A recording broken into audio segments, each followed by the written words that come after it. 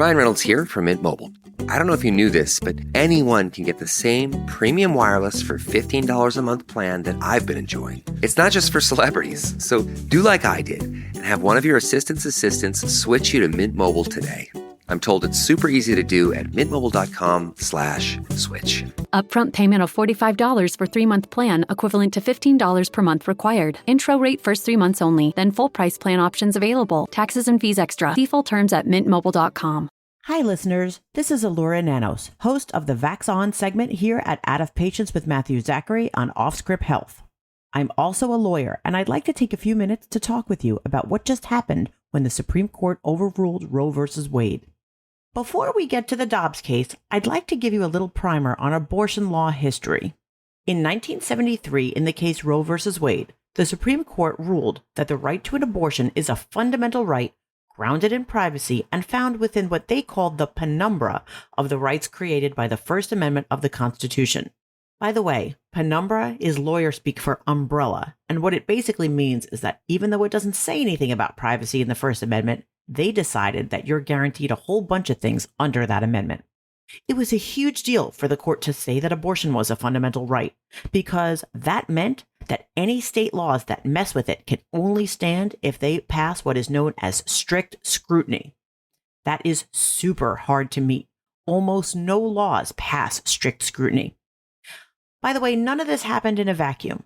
10 years before Roe, Griswold versus Connecticut said that the government can't stop married people from using contraception, also because of that right to privacy. A few years after Griswold, another case said that single people get that right too. So in many ways, Roe was a kind of natural next step. While we're discussing Roe, I'd also like to point out that the ruling there did not say something like, "my body, my choice," or that women are entitled to unfettered freedom when it comes to reproductive rights. It didn't do anything nearly that sweeping. Rather, Roe provided a framework for applying strict scrutiny to abortion laws. Inherent in the application was Roe's recognition that when we're talking about the termination of a pregnancy, there's more to consider than just a pregnant woman's right to choose. Sidebar. You may or may not agree with that premise, but regardless on where you stand, the court considered a society's interest in protecting the unborn when it decided Roe v. Wade. Anyway, in Roe, the court came up with a sort of sliding scale situation, which said that during the first trimester, states need to be very hands-off about the way they make laws that affect abortion. In the third trimester, states can regulate the shit out of abortion, and they can even ban them if that's what they want to do. In the second trimester, the states can regulate abortion, but they can't outright ban it. So you see, it was a sort of compromise in that case. 19 years later, in 1992, the Supreme Court decided that they were going to upend the entire system created in Roe. There was another case called Planned Parenthood versus Casey, and in that case, the court said that the right to an abortion is actually a liberty right, not a privacy interest. The court also changed that whole trimester framework to one about viability, in which states could not permissibly place an undue burden on women's right to have an abortion.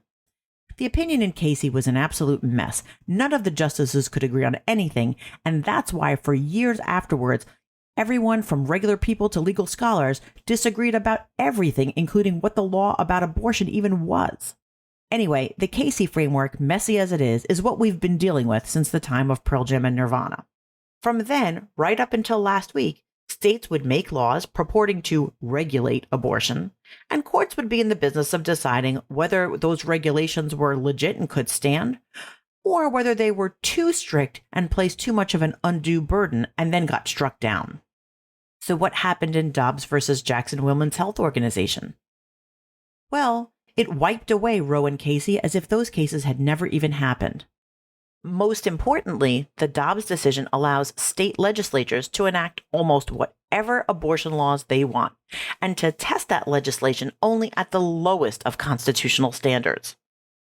This means that since abortion isn't any longer a fundamental right, almost all state laws related to abortion will get to stay on the books.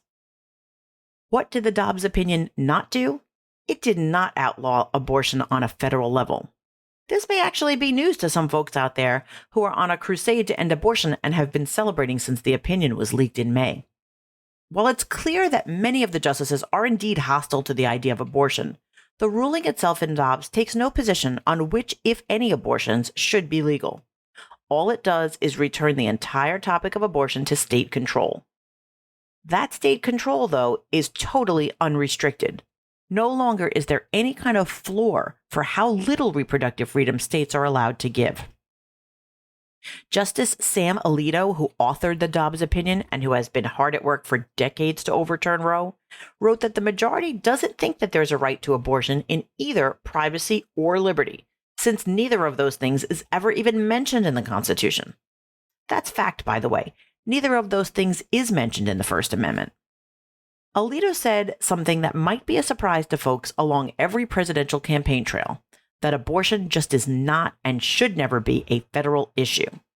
Alito said that abortion is something for elected representatives at the state level to handle, and that the varied views people have on abortion is exactly the reason why it makes sense to have different laws in different places. Sidebar: on one hand, that's true. People in different regions of the country do have wildly different views on abortion.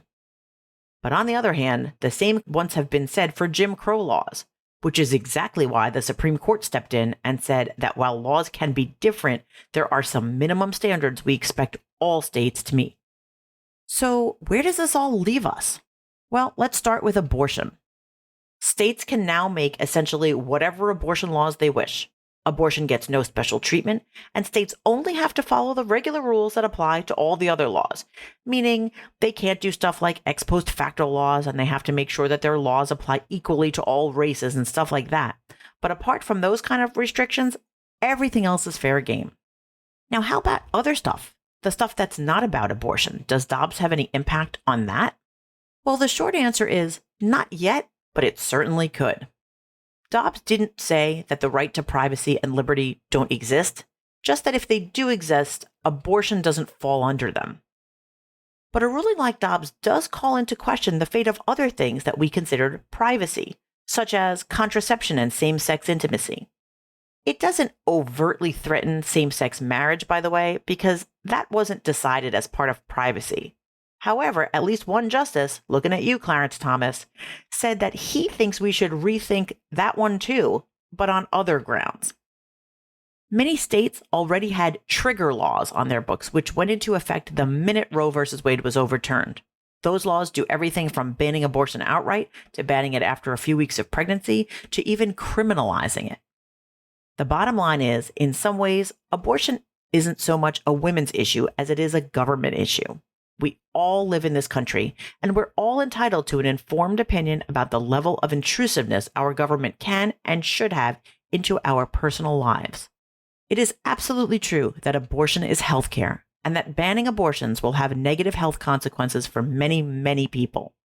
At the heart of Dobbs, and the reason why it's important, is that our Supreme Court had no trouble overruling an important precedent on which millions of Americans have relied on for generations.